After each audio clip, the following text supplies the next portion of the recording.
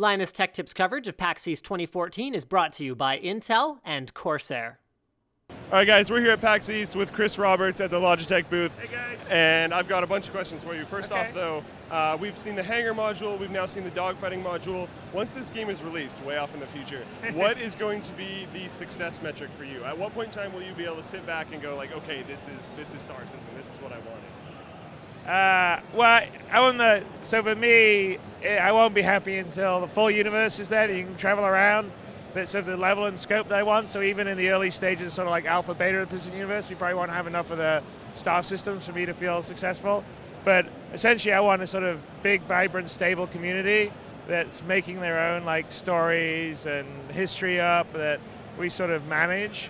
And when we get there, then I'll be happy, but they want to add a bunch of extra features. So, I mean, I don't see it ending anytime soon. So for me, the first part of the sprint is just to get like all the features in, and then at that point, sort of start to massage it, make it, play as well as possible, and then start adding additional content and seeing it grow. I'm actually really interested to see the universe grow. Like we're actually planning on a whole bunch of sort of functionality that's based around a dynamic like locations, and so like if you have a colony and when you're first starting playing the game and it's going well in that system, then over time, like maybe a year later, you'd come back and the colonies come into a small town, and a year later it's grown into a bustling city. And so we're actually building that kind of tech into all the different planets and environments. It's all managed by the economy simulator, and we're going to all have it visually represented in the different places. So I'm just really curious to, 2 years on or 3 years on, hopefully if we last that long, which, whatever, touch wood somewhere. Like just to see that universe sort of grow and evolve. I mean, it's really, when you look at World of Warcraft or EVE Online or some of the other MMOs that have lasted a long time, it's really kind of interesting because you sort of see them now and you see them when they started, and they're quite different games, right? So I'm kind of looking forward to getting the base in there and then sort of seeing how it goes from there. Yeah, for sure. And like when looking at all that kind of stuff from our organization, UOLTT, even just within ourselves, it's interesting to see how much you guys foster just creative development within the community, because we've done some crazy stuff and it's been really well received everywhere. Like a few guys in the audience will know Project Monarch has been received really well with all the guys, and it's this crazy, ridiculous plan. So it's actually really nice to see that you guys are supporting the community like that. Now, completely different question. What's your favorite part of the current dogfighting module? Okay, well, actually, there's some stuff that I actually didn't manage to demo on stage, so we're going to do some videos this week. But first of all, the zero-G stuff is, which I noticed here actually on the floor. For some reason, in the swarm mode, all the G-Force stuff is off. Oh, G-Force is on, but you don't see the animation, so you don't see the cockpit sway. So I'm actually trying to figure out why that's happening. But you actually can eject out of your ship and be in zero-G and actually fly around in zero-G. Right. There's little jetpacks on your pilot suit. So I'm going to show a video of that later on this week. So that's kind of fun. But sort of the multiplayer deathmatch stuff's the funnest, which was also one of the things that on Thursday night we did the presentation. We had server issues. So I guess a lot of the fun stuff I didn't really get demo, but people are really going to like it. I mean, I think it looks great, and it's kind of got a fun, sort of fast-paced gameplay. And I'm kind of looking forward to seeing everyone play it, and that'll be really good just to sort of A, see what people do, and B, see kind of where the areas that maybe need balancing or what works for people or what people don't quite understand. Because there are a lot of features sort of under the hood, right? So there's all the different, so you can fly the normal way, but you can turn it off, and you have the decoupled way where you could just change your orientation, and also you can strafe also in that decoupled mode, so you go left, right, up, down, forward, back. So I'm interested to see like people start to use that for their combat. And then there's shield management and energy management of your weapons. Like, so if you're just running around in the swarm mode here, you'll see when you're firing weapons, you can see the heat and stuff going down. But there's actually management stuff for that inside the HUD interface, which partly is hooked up but not fully hooked up, and it will be for the actual proper dogfight release. So it'll be interesting to sort of see how all people judge that. So we got a lot of little sort of polished tweaking stuff to do in the module, and then obviously you get the back end super reliable, which is sort of, that's what's holding up us giving it to everyone right now.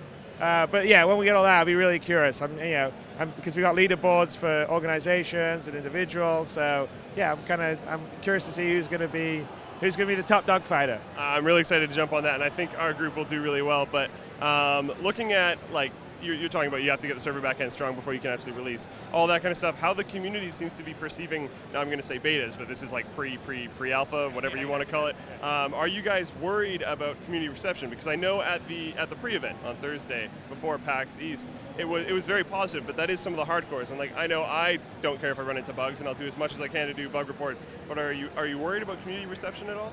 Well, I mean, obviously that's the concern, is that people don't understand that they're getting this way sooner. Because like normally if you get like a beta from a publisher, it's not really a beta. It's like it's basically they're giving you the game. They're like a month before as a demo to get people interested, and they pretty much think it's done. Whereas we're really like, this is by the seat of our pants. Okay, we think it works. Here you guys go. And so I'm hoping. I mean, I was actually surprised on Thursday night like how positive everyone was, because I was actually pretty bummed. I was like, oh my god, I didn't get to show this, I didn't get to show that, disaster. And like the next day, like all the press was great, and all the people at the event were great, and I was like, okay. But I think the difference is that it's like a different mentality. So I think a lot of the community, maybe all the community, I don't know, but everyone sort of feels like they're in this together, so they're part of, and they appreciate sort of getting all the development updates as it comes along. And so they sort of understand that, they wouldn't normally get it. This isn't a slick publisher beta. This is really early for feedback, so their opinions and voices matter, right? So like if people say, oh, I think this is unbalanced, or I find this too hard to control, that's stuff we take on board and will actually affect the gameplay. And so I'm hoping that people understand that, and the price you pay for that early involvement is that it's not necessarily going to be as stable, as slick, or as polished as it would normally be in a traditional publisher setup. So I hope so. I mean, I'm sure there'll be a few people that are like, this sucks, I want my money back. This game doesn't play right. But at the end of the day, it's like, look, we're quite a ways off from having a finished game, and this game's only going to be better by like everyone's involvement and feedback. And I'd rather be open and give it, because I'm actually enjoying it, right? It's really great to sort of see the involvement from the community, see everyone's enthusiasm, and also see everyone's sort of ideas. It doesn't mean that you're able or want to react to everyone's ideas, but certainly the ones that like make sense to you, you go, oh, yeah, that makes sense, let's bring that on board.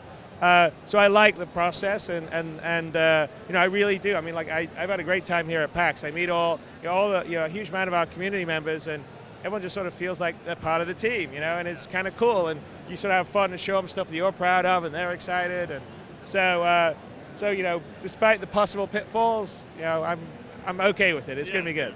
So. Honestly, that's got to be one of the benefits of being in an open development environment, is people are supportive. Because being at the pre-event on Thursday, when the helmet flipped, that was the most ridiculous thing ever. The entire whole club just exploded all at once, because that was just amazing. And it is interesting to see, and I do think it's going to be better received, as you said, because of how it is in open development. Now, with a game like this, how do you manage expectations with a game like this? Well, I don't know. I mean, it's really hard. I mean, I know that there's a lot of people think, oh my God, it's hype beyond belief, it's too. But, I don't necessarily think that it's us hyping it, right? I just think that everyone's getting excited, probably because there hasn't been a game like this, and then we're really just sort of shooting for the stars, right? So it's not just like, oh, we're just going to fly around in space. It's like, no, you're going to be down on your first person on the planet at this level of detail. You're going to get into your ship at this level of detail. You'll be able to walk around the big ships at that level of detail, board other ships. So it's like pretty much sort of checking list of anyone that played a space game's like dream game, which is my dream game, right? Yeah. So yeah, I mean, I guess, and then at the point, because we're early in the process, everyone's got their own idea of how the game's going to be. And, obviously you just can't, people's ideas to what the final product going to be, it's never going to consistently match up because you've got so many people. But I do think we'll manage to have enough of all these features that will be well enough done that it will be, if we get 70% of what we're planning into the final game, I think it will be a really, really great game. But yeah, I don't know how to manage the expectations particularly well, because I'm excited by what we're doing, And of course, I think we're going to do something really great. So I'm not going to be there going, oh well, maybe it's okay. I mean, I'm really proud of how this thing's going. So all I ask people is, you just have to be patient during the process, right? So a lot of times I do see, like in our community, people sort of see something or they hear something on the forums and then the sky is falling because that possibly can't work.